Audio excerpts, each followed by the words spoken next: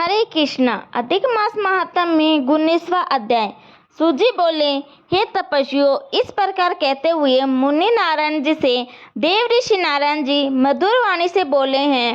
हे ब्राह्मण तपोनिधि सुदेव को भगवान ने प्रसन्न होकर क्या उत्तर दिया, वह मुझसे कहो। श्री नारायण जी बोले, सुदेव के आग्रह करने पर भक्त वात्सल्य भगवान ने कहा, हे धीजराज, तुमने जो कुछ किया है उसे अन्य कोई व्यक्ति नहीं कर सकता, और जिसमें मैं प्रसन्न हुआ हूँ उसका कारण भी मैं ही जानता हूँ।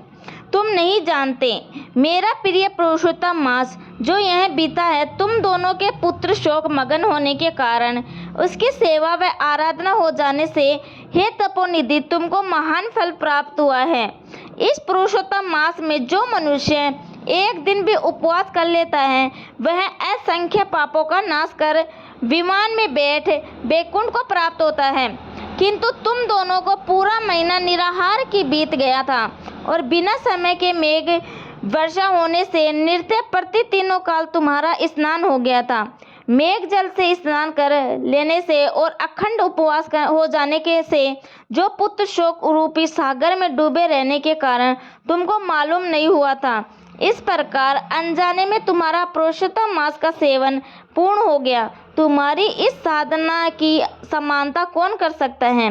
वेदों में जितने साधन वर्णन किए गए हैं, वे सब तराजू के एक पलड़े में रखकर और दूसरे में पुरुषोत्तम को रखकर ब्राह्मण जी को देवताओं के समक्ष तोला तो पुरुषोत्तम का पलड़ा भारी बैठा, साधन वाला पलड़ा हल्का हो गया। अतः पुरुषोत्तम मास सब प्राणियों को सर्वत्र पृथ्वी पर पूजने से फलदायी है। इसीलिए हे वत्स्य, तुम सब प्रकार से धन्य हो, क्योंकि तुमने इस मास में महादारुण तप किया है।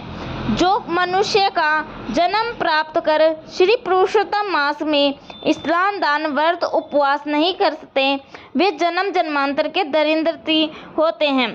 अतः सब भांति से मेरा प्रिय पुरुषोत्तम मास सेवन करना चाहिए। जो इसका सेवन करेगा वह भगवान भाग्यवान, धन्य और प्रिय पात्र होगा। श्री नारायण जी बोले, हे मुनि, ऐसा कहकर जगदीश्वर हरि भगवान अंतर्धैर्य हो गए। अपने स्त्री सहित सुदेव पुरुषोत्तम मास की आराधना से जीवित हुए पुत्र सुखदेव को देखकर दिन रात अत्यंत प्रसन्न रहने लगा और कहता कि हमारी अज्ञानता में पुरुषोत्तम मास की आराधना हो जाने से वह हमें कितना फलदायक हुआ। जो मेरा हुआ पुत्र भी जीवित हो गया, बड़े आश्चर्य की बात है। ऐसा मास कहीं भी नहीं देखा। इस प्रकार सुदेव उस आश्चर्य में मास को अधिक अच्छी तरह से पूजने लगा। पुत्र को देख वह ब्राह्मण सहपत्नी हर्षित होता था, और वह पुत्र भी अपने सत्य कर्म से माता पिता को आनंदित कराता था। सुदेव पुरुषोत्तम मास की स्तुति करते हुए विष्णु भगवान की पूजा करने लगा और कर्म मार्ग से होने वाले फल की इच्छा छोड़कर केवल भक्ति मार्ग में ही रहने लगा। सब दुखों को दूर करने वाले प्रत्येक तीसरे वर्ष आने वाली श्रेष्ठ पुरुषोत्तम मास का पत्नी सहित सुदेव जप होम स्नान पूजा दान आदि से श्री हरि को भेजने लगा। 1000 वर्ष तक रात दिन सब विषयों को भोग कर स्त्री सहित सुदेव बैकुंठ लोक को गया। जो योगियों को भी दुर्लभ है, वह यज्ञ आदि करने वालों को भी अप्राप्त बैकुंठ लोक में हरि के निकट जा निश्चित रहने लगा।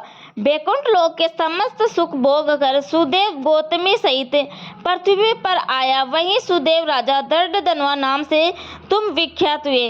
हे राजन, तुम पुरुषोत्तम मास के प्रभाव से संपूर्ण भोगों को भोगने वाले हुए, और यह तुम्हारी पूर्व जन्म की प्रतिवर्ता गौतमी पटरानी हुई है।